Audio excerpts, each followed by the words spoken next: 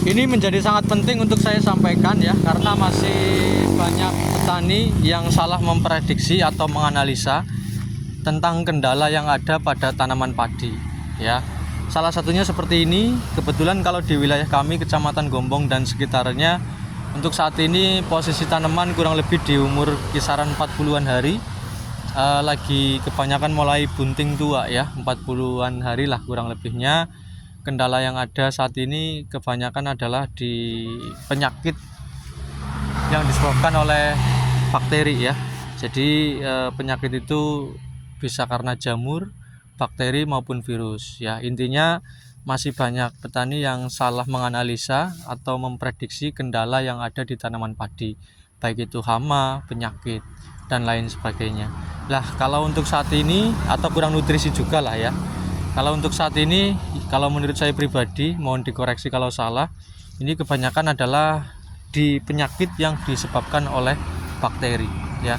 Ketika kita salah menganalisa, salah memprediksi kendala yang ada pada tanaman, yakinlah dalam penanganannya kita kurang tepat ya.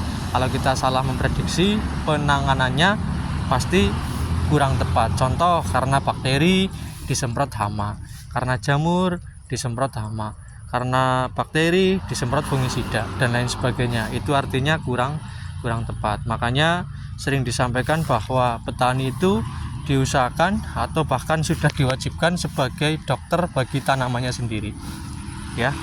Kalau di tempat kami rata-rata seperti ini bosku. Jadi ini insya Allah kalau menurut saya pribadi masuk kategori kebanyakan di penyakit yang disebabkan oleh bakteri ya. Kalau yang jamur itu biasanya blas atau patah leher. Nah, tapi untuk musim ini kebanyakan adalah di penyakit yang disebabkan oleh bakteri, sehingga kalau kita melakukan pengendalian secara kimiawi, itu salah satunya menggunakan bakterisida ya. Ciri-cirinya jadi ya seperti ini ya. Biasanya dia bercak dari pucuk daun seperti ini. Nanti lama-lama kalau nggak dikendalikan ya menjadi garing, kering, melaras ya. Nanti bisa kita bandingkan dengan yang kurang nutrisi atau kena blas ya, kurang nutrisi atau kena penyakit yang disebabkan oleh jamur, blas pyrgolaria dan lain sebagainya. Tapi kalau ini menurut saya masuk kategori di penyakit yang disebabkan oleh bakteri bos ya. Pengendaliannya seperti apa? Banyak ya, bisa dari awal kita lakukan pengendalian. Satu, dari varietas yang lebih tahan, kemudian yang kedua di pemupukan dan lain sebagainya lah, banyak. Nanti bisa kita sampaikan, kita diskusikan. Intinya kita diskusi ya, sharing. Nanti ketika ada yang kurang tepat bisa ditanyakan atau bahkan dikasih masukan ya. Banyak faktor, tapi yang jelas ini beberapa tahun ini baru muncul ya. Baru muncul penyakit bakteri ini dari sekian tahun yang lalu. Ini baru mulai muncul lagi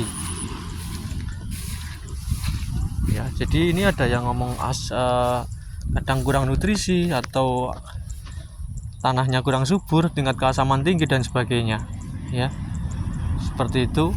Tapi ini sudah jelas menurut saya masuk kategori penyakit yang disebabkan oleh bakteri. Ini mungkin di kamera nggak terlalu terlihat, tapi sebenarnya ini cukup parah.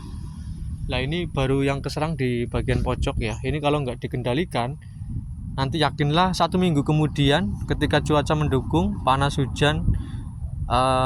kemudian hujan, yakinlah bisa merambat ke sana ya. Ini nggak tahu lahan punya siapa, tapi pas saya lewat kebetulan menemukan beberapa petak ada serangan seperti ini, sehingga kita review ya. Tuh lumayan parah, jelas nanti mengurangi tingkat produksi karena fungsi daun sudah tidak bisa bekerja secara sempurna ya. Nih, nanti kalau sudah kering ya seperti ini. Diawali dengan pucuk daun seperti ini,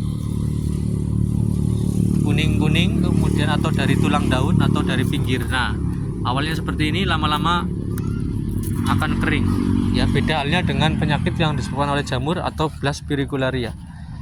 Beda ya. Besok kalau pas saya ada tanaman yang kena blas, nanti kita review juga ya. Oke, terima kasih bosku.